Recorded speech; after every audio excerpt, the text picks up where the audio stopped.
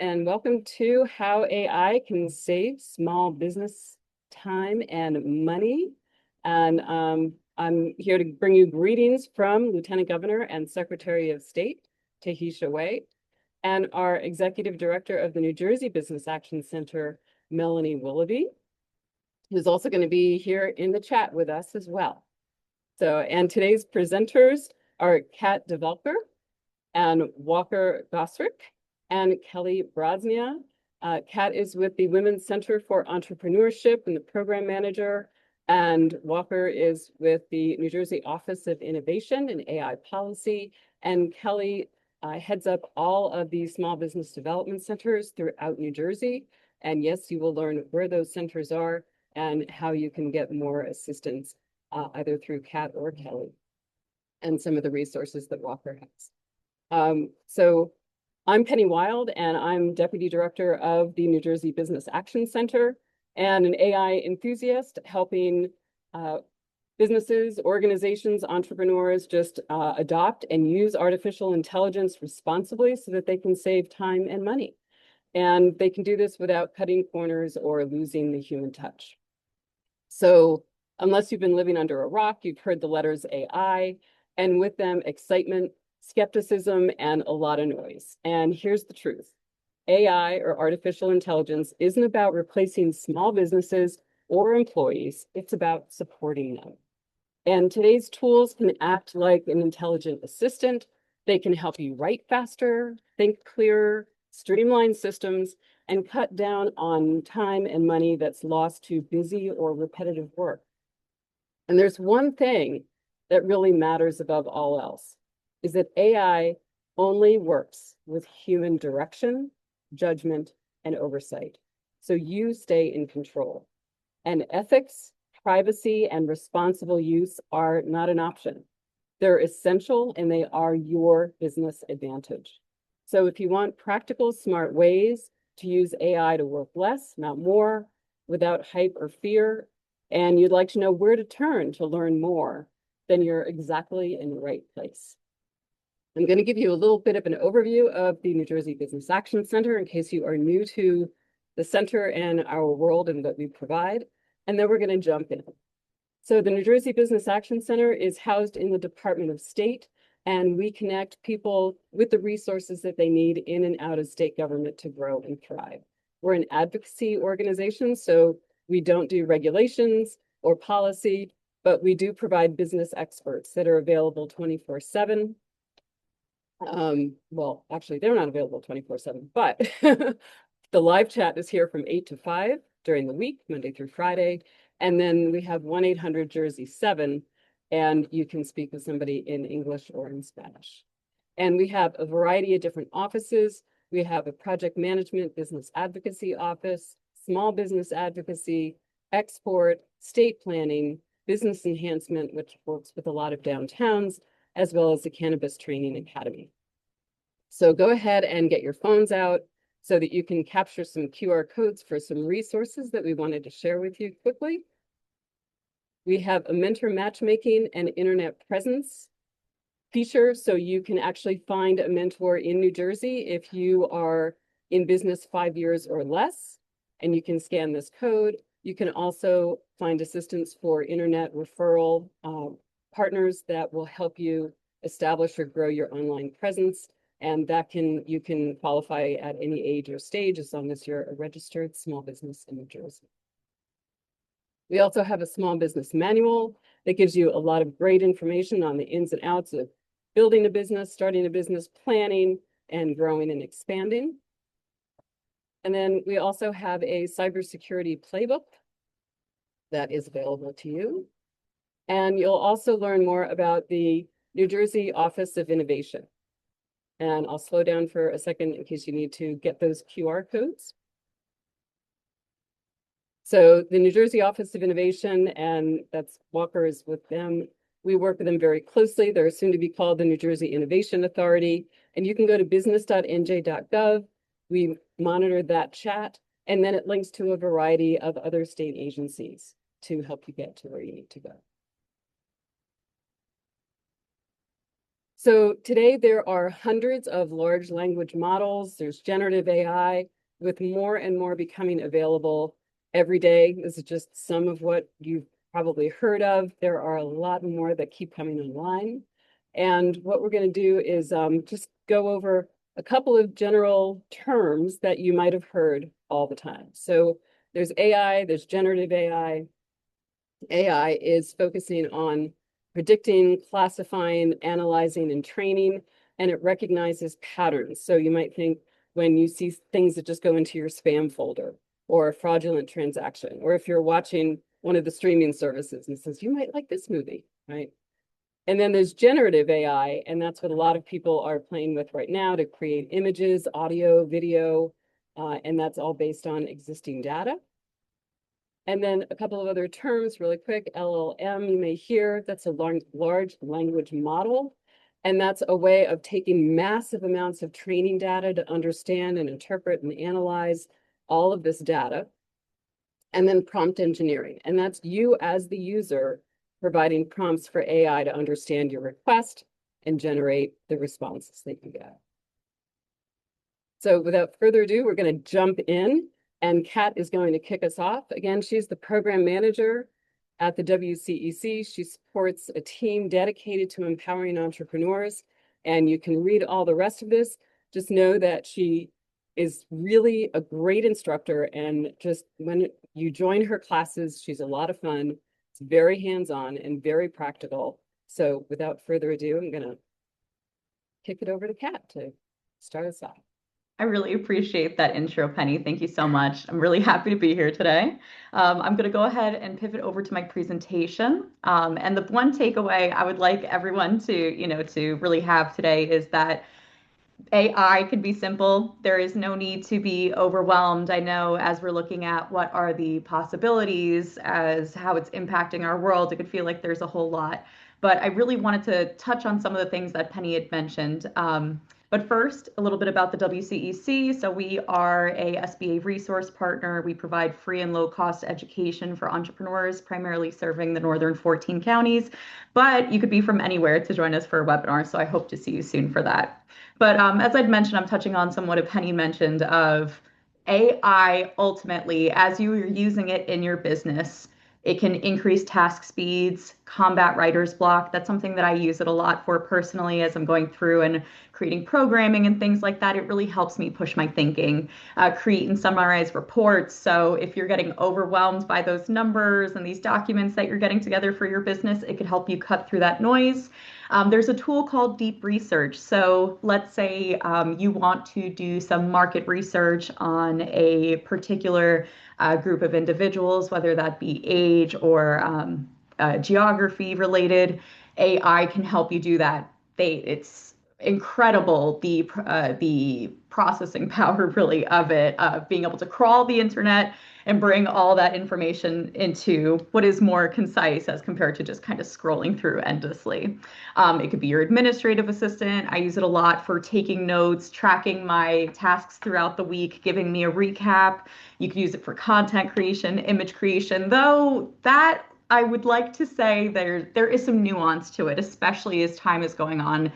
Make sure that you look up some AI red flags because I would say that is something that creates some sort of disengagement when you are sharing it with your community and with your customers. And it's really wonderful for brainstorming. So if you don't know where to start, the one thing I'm going to say is start with something small that is going to give you an idea of how you can adapt it for your specific business. That is definitely the key with AI is you want to be as specific as possible. It's only as good as the information you are putting in there. So the example I have, there's a few. There's a made-up business. This is just a report I grabbed off of Google, so we could use it as an example. But I know I'm someone who can easily get overwhelmed by these reports when I'm seeing numbers. It's like, where do I start? So this specific prompt, that's what you are feeding AI, whether it's Chat GPT or it's Gemini, if it's Claude, whatever platform you are using, you want to make sure that you're giving it as much background information as possible. I really embrace using plain language, is that it's as if I'm chatting with someone. They've never met me, they don't know anything about me or why I'm going to them for help. So with this, it's literally a screenshot that I dropped in the chat and I'd said, I am a product-based business that needs help creating a recap of sales over the past month. So again, very specific, telling it about the type of business that I have. I will attach an image with the data you will use to create the report. Again, I took a screenshot, plopped it in there, just drag and drop. Please list the number of sales, average unit price, and average sales price. So these are all things that are listed on this sales report. This will be used to help me forecast sales and purchase inventory. So making sure you're saying, again, who you are, what you do, what you're sending to it. So what information are you sharing and what the specific outcome is. That's really going to help you create something or have it spit back something like this. So I personally use Gemini and I put in here what its initial findings were. It went ahead and again, it's like very plain language. Across the 20 recorded transactions, your business generated a total of $65,035. So took it right from that screenshot. It gave me information such as key sales metrics. So it broke that down really easy. And it takes a couple of seconds for it to spit back this information instead of sitting there doing calculations, trying to make sense of everything. So it has the total number of sales, the average unit price per item, the average sale price or the order value, super helpful.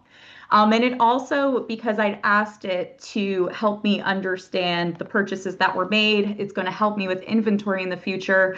It also was able to pull from that screenshot what types of products were being sold, how many were being sold of each. So personally, I think this is much easier to understand and digest.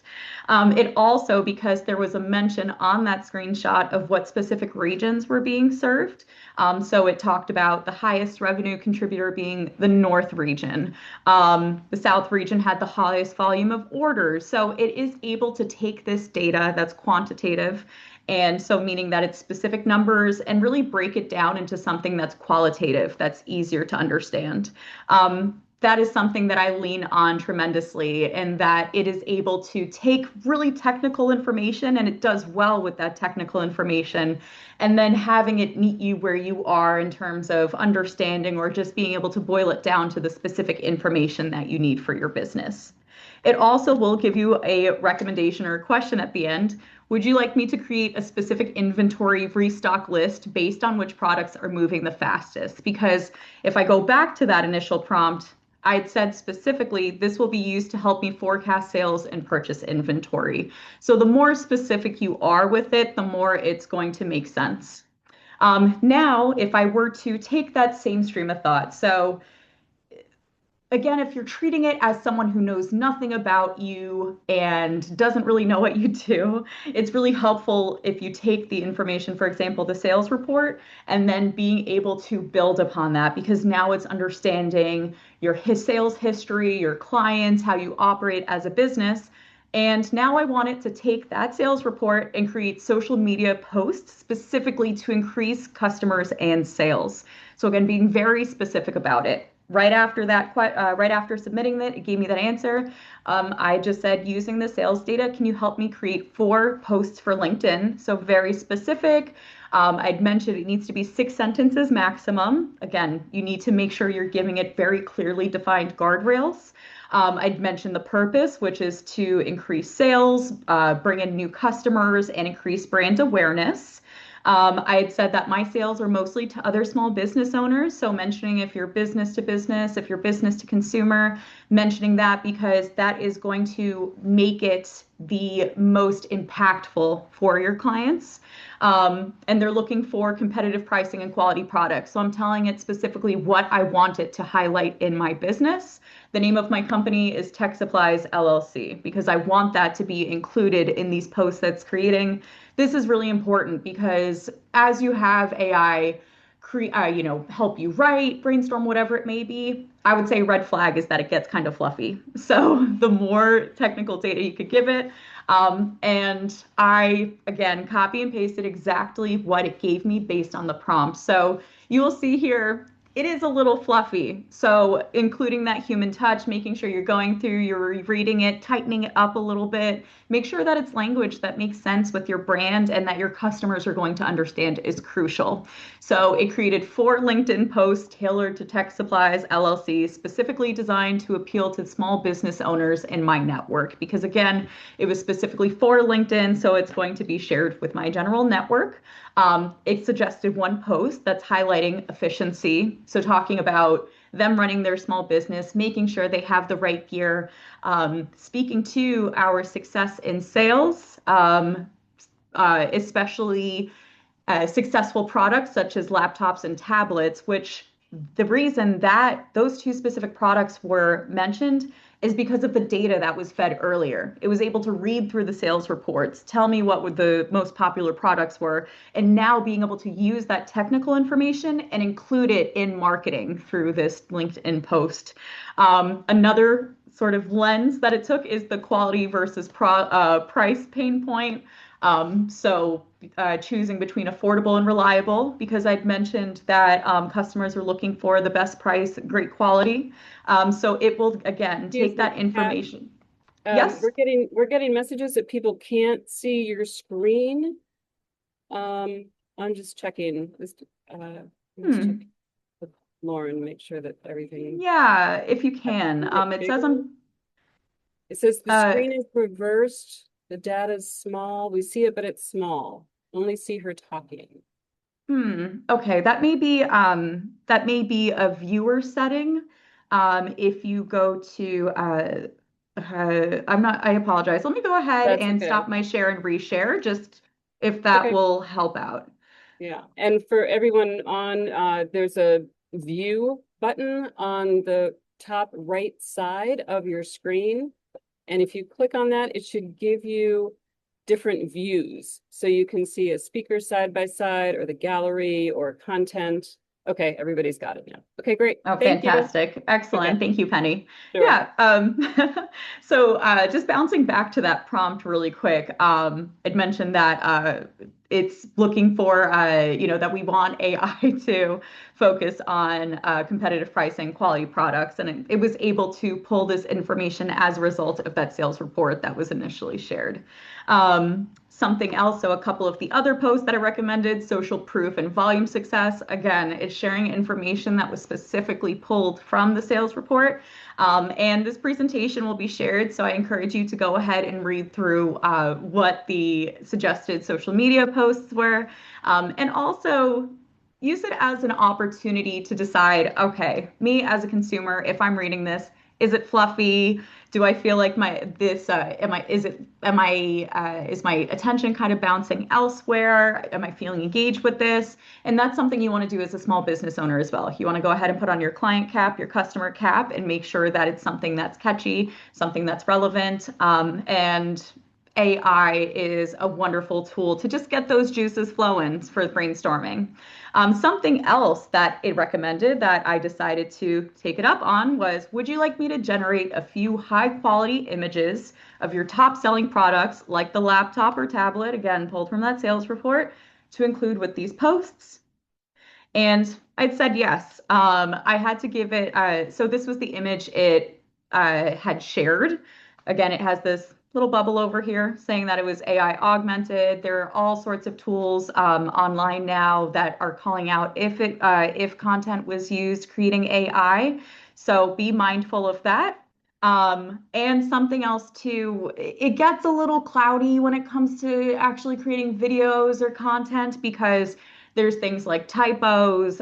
We all know the multiple fingers or not enough fingers thing if there's individuals in there. So go ahead and really go in with an extra critical eye when you are using it specifically for creating videos and photos. And lastly, wrapping it up, so we talked about the sales report. It was able to go through, figure that out. We then used that sales report to create 4 LinkedIn posts. So able to take that data and do some storytelling with it. From that, it recommended a specific image to go along with that ad or with that marketing message. And let's say with all of this, this is something that's really helpful for me. Let's say if there's some difficult news you need to deliver, or if there's something that to say that it can help you out with these sort of soft skills or these qualitative issues. So, writer's block, specifically on avoiding an email.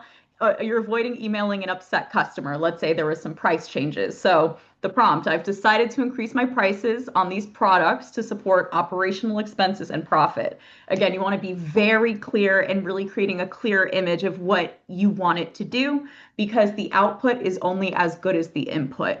A client has expressed their disappointment in the price change and has threatened to stop working with me. Please create a 4 sentence email. So, again, very specific because AI could go on and on. It could be kind of fluffy.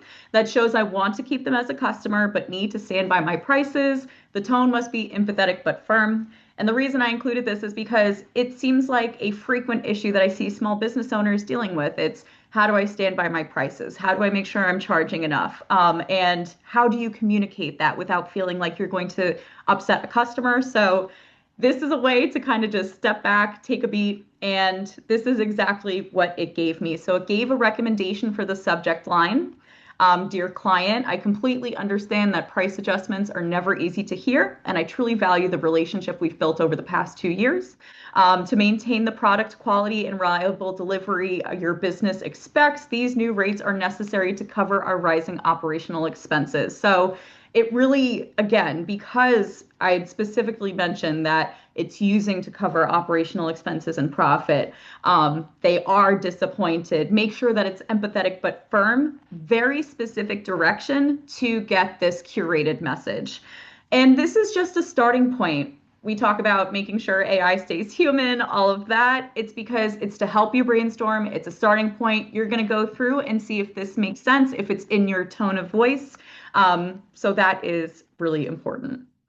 But I wanted to mention some webinars that we do offer. I hope you join us at the WCEC for a webinar or business counseling. This was just a high-level overview of understanding how you could start with something small, how you could really develop it into different things that can serve your business. So we have writing with AI, AI basics for social media, AI tools for easier Canva design, because we're seeing platforms just have it integrated across the board. We're using AI in ways that we don't even realize. How to use it to discover your ideal client. There is all sorts, but I won't bore you by reading through the entire thing. But Penny, thank you so much for having me join you today. Thank you for everyone taking the time out of your busy day to join us. And I'll go ahead and stop my screen share and kick it back to you. All right. Well, thank you so much, Kat. I know this is a webinar that we're kind of saying this is like drinking from a fire hose. So it's going to be a lot of information in a little bit of time. So hang in there and thank you. So Walker, I'm going to turn it over to you. He is the data and policy lead at the New Jersey Office of Innovation and leads the AI policy efforts for the state. So he's going to share with you the importance of creating your own AI policies and adopting tools that keep your information safe and that you know exactly what it's being used for and what the outcomes are that you're hoping to see by using AI. So Walker, I'm going to hand it over to you. Thank you very much, Penny, for that introduction, and thanks to the NJBAC for having us here. I am from the New Jersey Office of Innovation. As Penny mentioned, we work closely with NJBAC on business.nj.gov, but we also are the state's resource for digital services within the state government. And so we work with a lot of different state agencies on setting up AI tools and on the state's policy and guidelines for AI use within state agencies. I think a lot of those lessons are really applicable to businesses in New Jersey. So I'm going to share some of our learnings from the last couple of years using this technology. So first, a few key concepts that I'll be talking about today. First, I want to demystify some really high-level core concepts about AI, a business adopting AI, and energy consumption. I'll talk about what makes a good use case. I think Kat gave us some great examples already, and I'll be talking about how we can choose use cases that are aligned with our business's principles, that have a concrete and measurable benefit, and that are low risk. And I'll support that with 1 or 2 case studies that we've seen in New Jersey state agencies. And then finally, I'll talk through AI policy and security and how you can implement it in your business. Small disclaimer at the start, because I am representing a state agency here, giving some general suggestions based on our experience, but these are not official or legal guidance from the state of New Jersey. So first, I want to talk really high level about a few core AI concepts. Right now, there's a lot of investment and hype going on. A truly unprecedented amount of money is being poured into artificial intelligence, over $100 billion over the last year, and this is only growing. However, what we're finding, this is from an MIT Technology Review report, is that it is not an easy problem to make AI work for your business. A lot of businesses are investing in AI tools and not seeing a positive ROI just yet. So it's not an easy equation of plug in AI and get profits. You know, depending on the AI use, it really is going to tell you whether you get something out of your application. And finally, talking a little bit about the labor market and how things are changing in the labor market with response to AI. This is a chart from the Yale Budget Lab talking about the change in the occupational mix over time as different technologies are introduced. And what we can see from these really similar lines showing computers from 84, the internet from 96, and AI with a baseline of 2022 is that AI is changing our labor market and how businesses are working, but it's doing so on pace with past technological transformations. Finally, one more point on AI and energy consumption, because this is a hot topic we hear a lot about. AI data centers are highly energy intensive. So in the next few years, forecasters are predicting that data centers could use 8 to 10% of the power in the US. Compared to just 3% in 2022, that's a huge amount, huge impact on our climate and on our energy systems. But your business using chatbots is not consuming much energy. Just to give you a grounding sort of baseline here, typing back and forth with a chatbot consumes as much energy as running a small microwave. So for example, if you send like a medium-sized prompt and get back a response, that's like turning on your kitchen microwave for 30 seconds. Another baseline for New Jersey, we've built an AI chatbot that's used by a bunch of state employees. Over 14,000 have used it so far. And that tool consumes less energy than 2 single-family homes. So making this tool available for 14,000 people, it's consuming less energy than 2 single-family homes. That's relatively small for the scale of the application we're talking about. That's just to give you a sense of what energy consumption looks like here. So summing up these high level ideas, a lot of folks are investing in AI, but it's hard to do it right and really get benefit out of it. We're at the beginning of a years long process of change where we're all going to be learning together how to leverage this technology best. So how do we respond to this moment? What I propose is that we think of AI as a normal technology. We need to weigh the benefits against the cost and move towards applications that we can see a concrete and measurable benefit in. And we want to adopt AI in those specific instances when and where they are most helpful for our business. So how do we actually do that? I'm going to talk about a little bit of a framework that you can use to think about what's going to make a good AI use case for your business. So some properties of a good AI use case that we've used in New Jersey in the state government. First, you want your AI use case to align with your organizational principles. Grab these from your mission statement or articulate them. For New Jersey, we talk about empowerment of our staff, inclusion and respect of the communities we serve, transparency and accountability towards those communities, and responsible innovation, where we're trying new things, but we're doing so in as responsible a manner. We want AI tools to save staff or customers time or money. So again, we're looking for that concrete, measurable benefit. AI tools can be inherently inaccurate. So we want to make sure that there's a low risk from inaccuracies. And finally, we don't want to sacrifice quality. So we don't want to have that end product be worse because we're using AI. We're looking for it to enhance the work that we're doing. There's a range of complexity in generative AI use cases. In the simple range, you have out-of-the-box chatbot applications or AI tools that are being added to all of the business software that you're already using. These are easy to use and they're relatively cheap. We like to augment these with prompting guides and sometimes resources that help you get more consistent and accurate results out of the AI tools. And I'll talk more about that in a second. When you have a really complex AI application, then it can make sense to either, if you're large enough to have an internal tech team, build a tool yourself that's custom and integrates with the systems that you have, or consider sort of consulting with someone to get that done. So use cases for AI chatbots right out of the box. This is your standard ChatGPT, the standard tools that you're able to access on the internet that Kat was giving us some really helpful demos on. These can be really useful for brainstorming, drafting, revising content, and translation. I want to emphasize that the free models that you access on the internet are not secure tools. The information you put in there is used by the AI company for training. And so you never want to put sensitive internal business information or sensitive personal information about customers in those chatbots.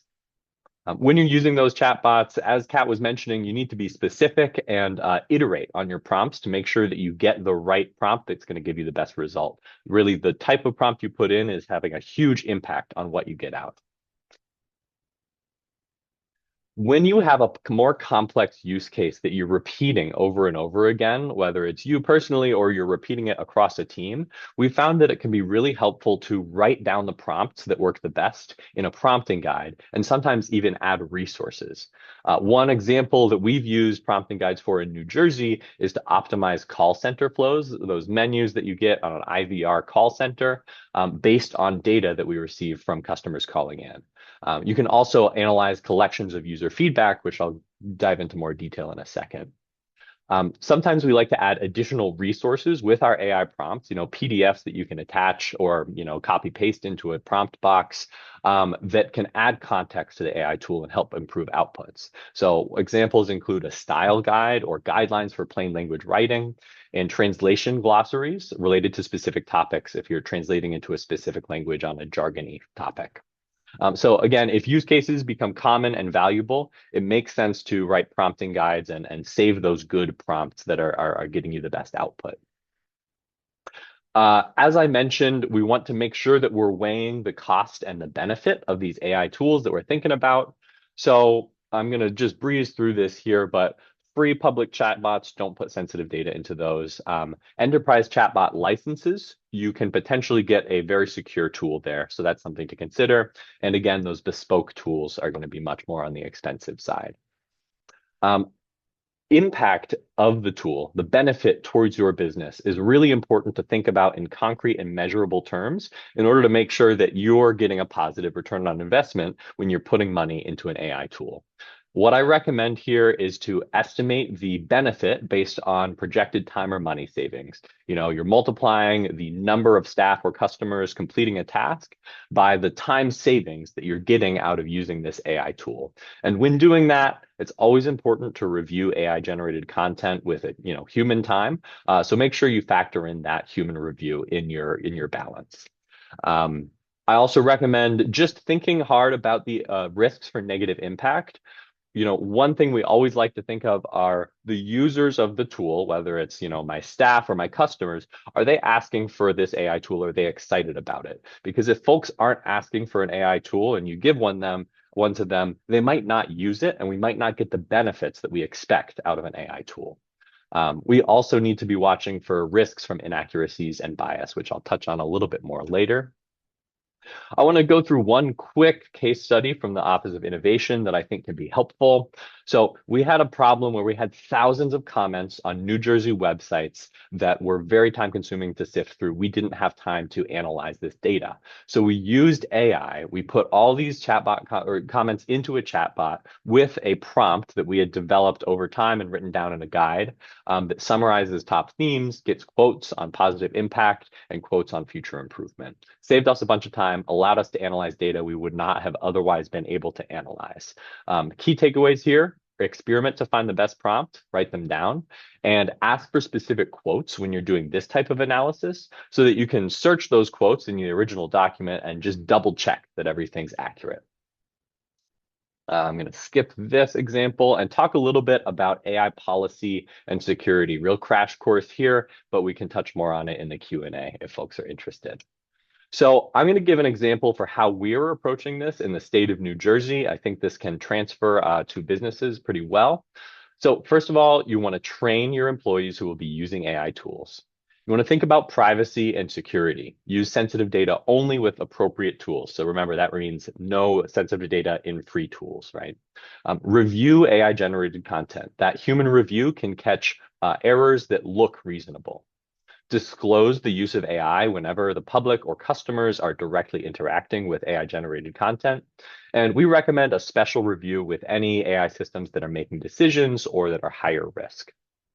So a little bit more detail on this. If you're not training your employees or your staff on using AI, then they won't know about your AI policy. So that's the critical first step. It gives more folks more information. We use a publicly available training from Innovate US, a nonprofit. This training is targeted towards public sector employees, but I think it gives a good sense of what kind of information is useful for folks to learn about AI. So you can feel free to check this out online.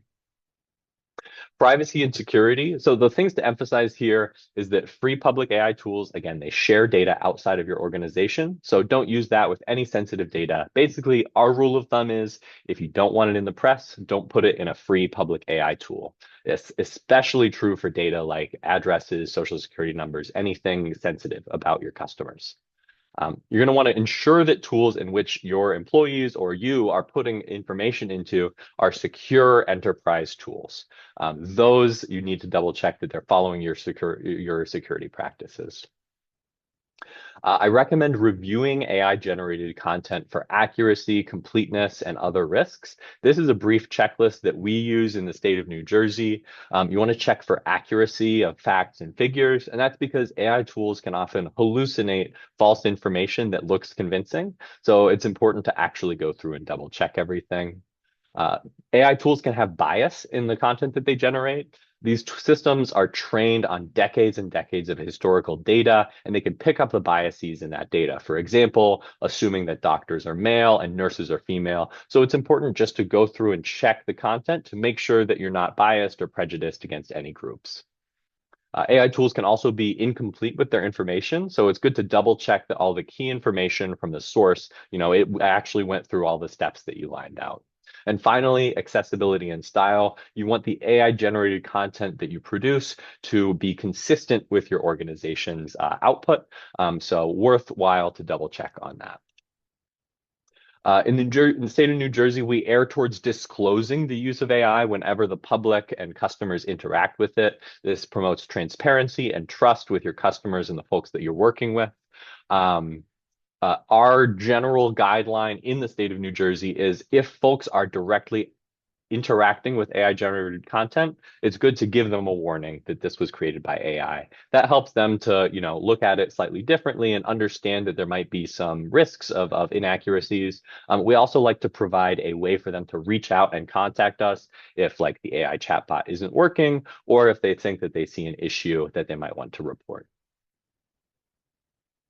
And finally, in the state of New Jersey, we recommend a special review for high-risk applications. When AI tools are making decisions about the public, this opens you up to a risk of those decisions being inaccurate or biased, and your organization could be legally responsible for actions that are taken on, in response to this. So it's important to be really careful if your AI tools are making any decisions, say about who gets rented an apartment or who sees advertising, things like that. If you want to learn more about this, the New Jersey Division on Civil Rights has just put out some really great guidance and rules about how a business should be using AI in compliance with the New Jersey law against discrimination. So I highly recommend checking out their resources on the topic. Really great and thorough information on how you can make sure your business is not accidentally discriminating or running afoul of the law using these AI tools. So final thoughts here. Our principle in New Jersey is to innovate responsibly. We want to try new things, improve our capabilities, but do so in a way that's measuring that risk and making sure that we're staying, on the responsible side. AI is a new technology. It's not a panacea. So ignore the hype and just focus on those applications that are helping your business in concrete ways. Experiment with tools that alleviate tiresome work and make sure you're connecting with the staff member or with the customer who might be using the AI tool to make sure that they want this. You want to prioritize low risk and low cost applications. Those free chatbots can be great if they're used in a low risk way to build your capacity and your team's capacity to use AI. And then finally, I recommend plugging into professional networks. This is a great one right here to see what AI tools are benefiting similar organizations to yours. We're all learning this together. So share what you learn and ask questions of others who are experimenting with similar things. And we'll all be a little bit more prepared to handle all this. Thank you very much. And I'll hand it back to you, Penny. All right. Thank you, Walker. Privacy, security, disclose, double check, all the good things. So I'm going to turn it over to Kelly Brosnia, and Kelly heads up the Small Business Development Centers in New Jersey. She is also plugged into the national network, has managed multi-million-dollar programs, and one of the huge initiatives of the National Small Business Development Centers is artificial intelligence, and she's going to share more about that with you. So Kelly, take it away. Thank you so much. So welcome, everybody. And yes, AI is a topic of everybody's conversation. So what I'm going to talk about today is just a little bit of holistically looking at your business prior to jumping and taking that leap of faith into the AI world, which everybody is in, by the way, and you might not even realize you're already there. So I want to talk a little bit about the Small Business Development Center networks and how we can help you even pre-AI world, post-AI world, whatever that might be. So if we talk a little bit about the SBDC, if we can switch to the next slide. We are a public-private partnership. So just a little bit of background. We get federal funds through the Small Business Administration. We get state funds because we are a federal grant. We get state matching funds through the state of New Jersey, through the Business Action Center. So they are one of our partners in crime to help businesses across the state. And we also get money locally as well. So cities, counties, we get, banks help out. There's a lot of different people that pitch in. So we really are a public-private partnership. We've been around in New Jersey, one of the original pilot programs. For this year, we're rounding up our 50th year. So we say over 45 years, but we're rounding up to 50 years. Yes, we have our big 250th and 26. Well, the SBDC is going to be 50 in New Jersey as well. So we have a lot to celebrate here. We do have 9 centers around the state of New Jersey. And if you go to the next slide, we could just look at that. We have 9 centers around the state. We cover every single county in New Jersey, and we have locations that specifically have geographic regions. So here's a listing of all of our centers around the state. And again, please know that we cover every county. So it doesn't matter where you are in New Jersey. We are New Jersey specific, but don't fear if you are not. I saw on the opening remarks, there's a few individuals that are on this webinar that are not New Jersey. There's an SBDC in every single state. So if you need help with contacting whoever your local resource is, I'm certainly happy to help you with that. But please know that New Jersey is the best, and New Jersey has the best resources. So maybe you think about starting your business in New Jersey if you are not here in New Jersey already. So again, 9 centers around. So what do? We provide no-cost consulting. Always our consulting is at no cost, and no cost, low cost training events, webinars, tutorials. We also have a lot of videos on our website that's already pre-recorded. So we help from, I like to say, crib to cradle. Crib to casket. So whether you're starting your business, whether you're exiting your business, whether you're looking to whatever you want to do. If you're a serial entrepreneur, you start a business, grow that business, sell the business, start another business, we can help you with any pathway that you are looking for. So we do a lot of different things. We help with the startup stuff, the startup basics, as well as marketing, branding. People come to us a lot for 2 main things. Money, they think, and I say think because not everything is about financial assistance. Sometimes it's understanding where your leakages are. Sometimes it's understanding your cash flow before you are able to really know how much money do I really need to get this business launched or start off.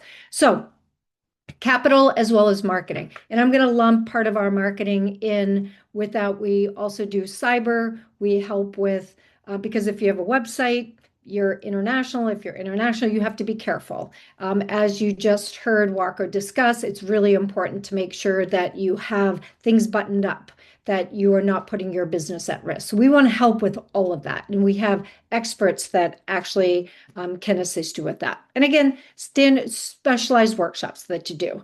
So we work with everybody in New Jersey.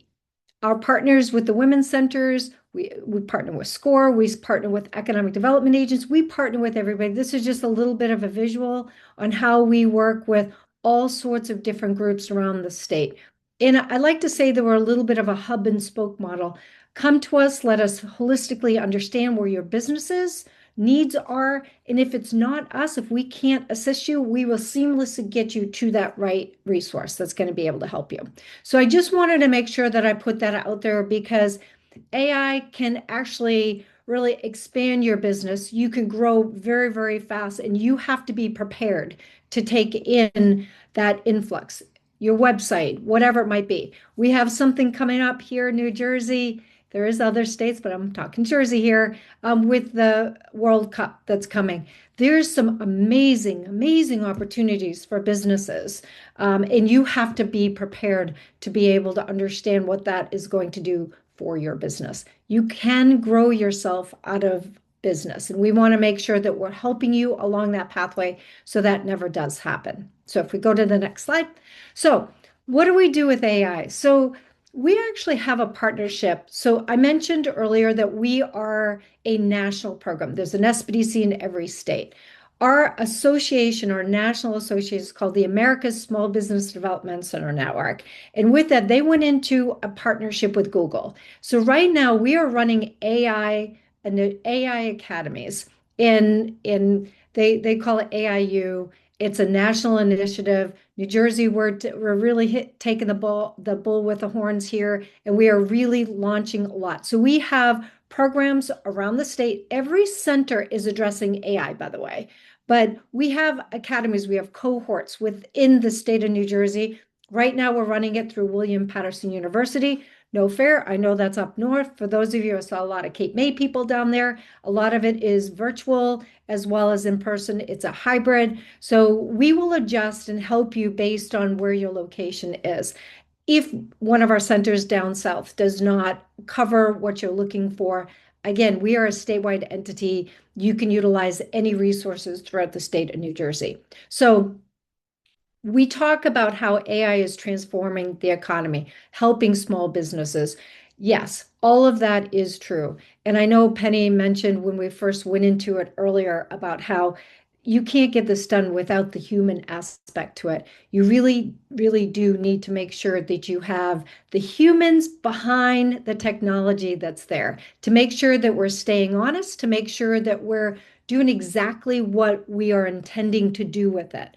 So I mentioned that William Patterson University has launched, she launched the first cohort that's within New Jersey. It's rounding out. It's a 6-week course that they do. And I mentioned it's both hybrid, it's both virtual as well as in person. And again, we will adjust based on what your needs are. There are some fees that are associated with some of that. And please understand that the consulting piece to it is always at no cost. But as we're putting these academies through, and William Patterson is just the beginning of it. And I'm going to talk a little bit about student engagement as well. But again, as a business, when you go in there, we want to help you with your digital content development. We want to help with your customer engagement. I saw a lot of messages in there about how do I work with customers or how can it help me to maintain or grow customers. There's so much that AI can do to cut the time and effort to free your time up to do other things. So I want to make sure that doesn't mean that we're negating, again, the human aspect of it, but it frees your time up and shifts your priorities to where you need to focus that AI cannot assist you with. That human connection, that communication, that touch points that we need with our customers. We all know that if you are in business and you have a customer base, it is so imperative that you have a relationship, that you have the communication between the business and you to understand, Are you doing the right things that need to be done? Are your customers happy with the services that they're receiving? Yes, you could use AI to do survey techniques and to gather data and get data, but what do you do with it afterwards? You have to analyze and how that's going to help your business. And again, you can get some recommendations and suggestions from AI that can help you. Okay, this is the data. As Kat talked about, take that data, plug it into the AI, see what it spits out. But now what you need to do is you really need to be thoughtful of how is that going to help you to get from point A to point Z? Where is my strategy? Where do I want to go? And this is you that need to decide this. This is not a computer that needs to decide. You need to do what's right for you. You need to do what's right for your family. You need to do right by your employees on that growth trajectory. So what we can do and help in part of these academies that we put in is help you really analyze what do you want to do with this information? How are you going to use that information? And again, yes, I use ChatGPT all the time, right? I use it as a check and balance. I make sure that I'm on point. I will use it as talking points. And again, remember, just like PowerPoint presentations, you're looking at them here, Death by PowerPoint with us today, right? These are just talking points, but they should only be topics and then we can elaborate on them. We can go into more depth with them. It shouldn't be, you don't want to just read a slide, right? Nor do the businesses want to just read your information. They want to hear it. They need to understand it. They need to understand how you're going to work with their business and how your services or product are going to help them in whatever they're trying to do. So what I'm saying here is that businesses can learn from this. We are here to help those businesses. This academy is just one piece to it, right?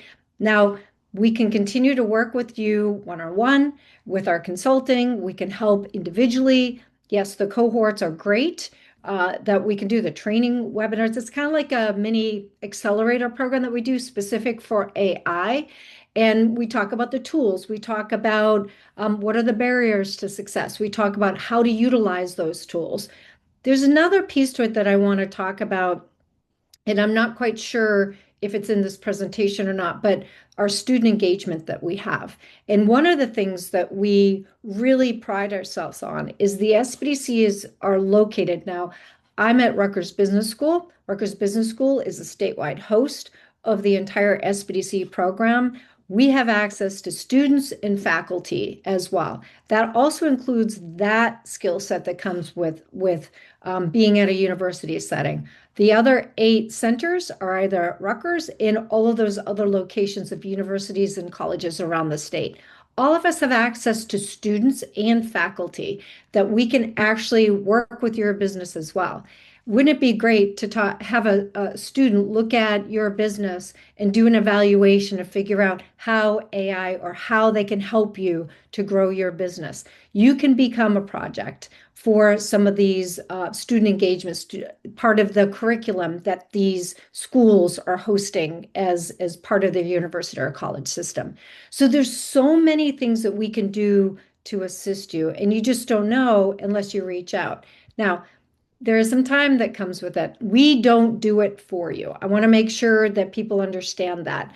We're not writing your business plan. We're not doing your financials for you. We're helping you and providing and giving you guidance. We have experts that can help you with this. All of these AI programs that we're putting on, the academy that we do, which is part of the national, all as well as the local within each of our centers, we're providing guidance to you.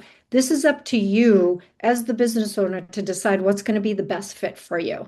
Now, we're going to give you pros and cons. We're going to give you all of the information for you to make a very good business decision on where do you want this to lead to? How do you want to grow your business or sustain your business? So after the classes that have taken, the coursework was done, the cohorts were completed. This is some of the feedback that we did receive from the William Patterson cohort, the first academy that was put on. So we're very happy with that. And this is just the beginning of it. So there's more and more that's going to be put out there for everybody to be able to access. And again, once we talk about, some of the new programming and we get the feedback, Much like we're going to get the feedback from this session here, we're going to know how we can adjust our programming, bring on different experts to meet the needs of you, the business owner, to make sure that we have the right resources to fit your needs. And again, part of it is just being accessible, and it doesn't matter what stage of business that you're in, we can help you. You're not limited. This is a statewide program, and we want to make sure that everybody has access to these resources. Again, being a public-private partnership, you've already paid for these resources. So I hope everybody takes advantage of everybody that was here today and all the resources that are available. Now, we do have some upcoming webinars, things that are AI events that are up. They're listed on here, part of January as well, all the way through April. And that's just specifically on what is listed right now. We will continue to do so. Please make sure you can use a QR code to access our network, but also njsbdc.com is our website. And as I mentioned, we have a ton of webinars that are already pre-recorded.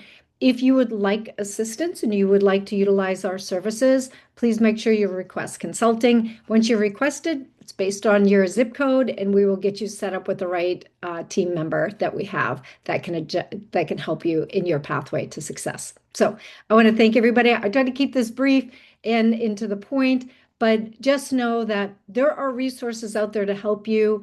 You are not alone, and don't be afraid of the AI. It's just another tool in your toolbox, and we're here to help you along that way to figure out how to use that tool. So thank you. Thank you so much, Kelly, and thank you to all the panelists who have been answering questions in the chat and in the Q&A. And I have good news because we still have almost 300 people here that we're going to be able to stick around for about 15 minutes and take some live Q&A if you have questions. And let's see, there were a couple of raised hands. So let's go ahead and see. I'm seeing Angela. If you have a question, go ahead and unmute you.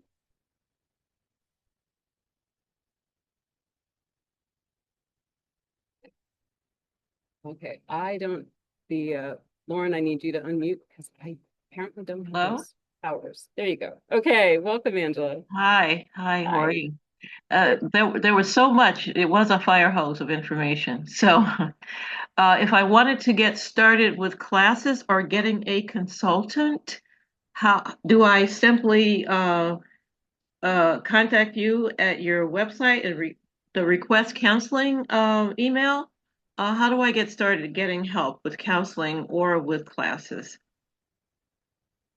So if you're talking with the SBDC, absolutely. Just go to our website, njsbdc.com, and you can request consulting right off the website. It's automatically populates it to the right center that's based on your zip code. It's very non-invasive. Just enter your name and your zip code, and we can populate to the right resource for you. That's with the SBDC. Yeah. Thank you. Mm-hmm. And I'm going in the chat right now and providing some links for the WCEC as well. It'll be specifically to our website, business counseling, and the class calendar.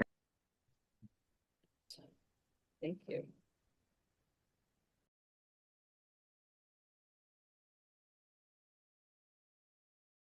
To the speakers, what are your thoughts about voice AI? I'm going into the question and answer section.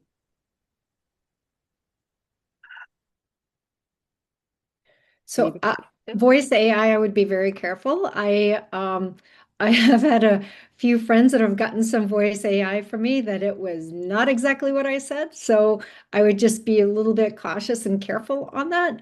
But again, it's a tool, and just make sure before you hit that send that it's accurate and correct, because there's all, it's again, sometimes it doesn't understand exactly what you're trying to get across. So just be cautious on that. Okay. Some recommendations for secure AI platforms. Any recommendations?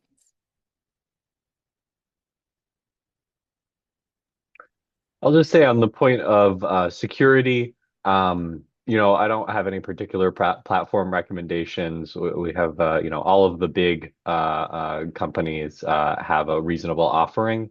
But in terms of security, you do generally have to pay for it. And I saw this in another great question in the Q&A. If you have one of these paid tools, just go into the settings. There's usually a checkbox that says if you're allowed to use the data in this for training. Just make sure that that checkbox is unchecked, and then you can be sure that the tool is secure, that the data is staying where you need it to stay, and that you can use sensitive internal business information. I would always recommend just double checking their security to make sure it's up to snuff with your business's security. But that's my general process for making sure that a tool is secure enough for your use. Okay, and we do have a slide that has the contact information for everybody that's here. So if the QR code is not working for you, or you want to find out more about how to register for classes, either with Kat or Kelly, then that information is going to be there. Let's see if we can get that slide put up. Someone is wondering where to find attorneys to update their terms of service and privacy policy when they use AI. Anyone want to take that one? So what I would say is that there's some of the universities have law schools that they have. I know for a fact, and I'll just talk about Rutgers. Rutgers has a legal academy that you can actually access as well. There's some opportunities there that you can tap into. We do webinars with attorneys. So there are, unfortunately, some of those, because they're attorneys that are doing those webinars, they don't necessarily always record them. So just stay tuned to, we have a legal aspect to one of our programs that we run through the SBDC network, and we have a legal piece to it. So we will do contracts, we will do all sorts of different things. So just stay on top, and we try to promote them as they come out. So if you join our newsletter and things like that, you can get access to them. That's the only one that I will say that we're a little challenged with recording because of lawyers, attorneys that are doing that. But a lot of the schools, look at the law schools, they usually have law programs that you can tap into as a small business owner.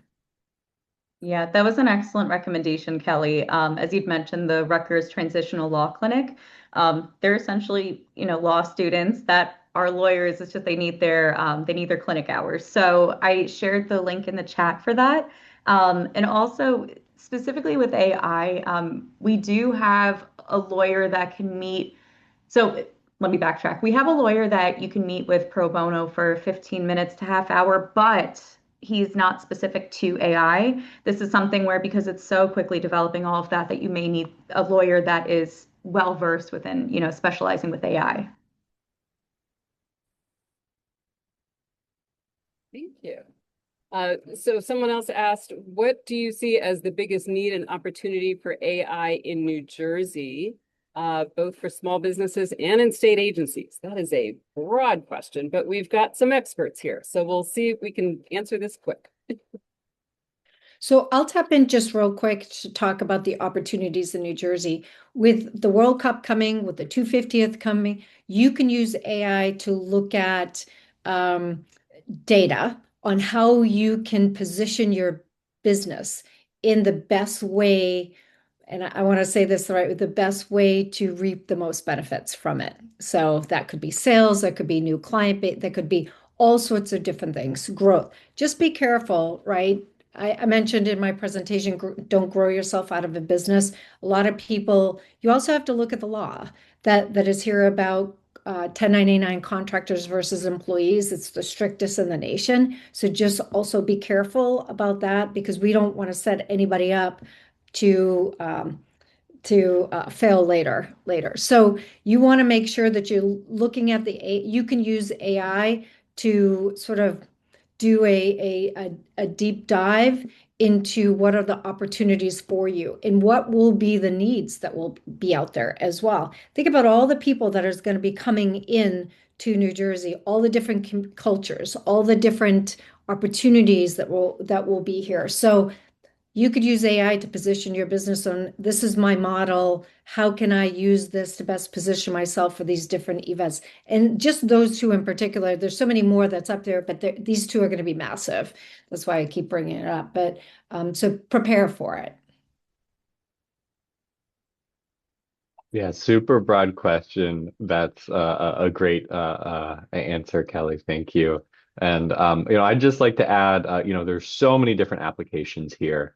I think that both for businesses and for state agencies, one particularly good opportunity is to be more responsive and understand the needs of large amounts of customers or residents in a fast manner. We have so much feedback, whether it's social media comments or comments directly to feedback tools or emails that we get that we can't respond to, that give us valuable information.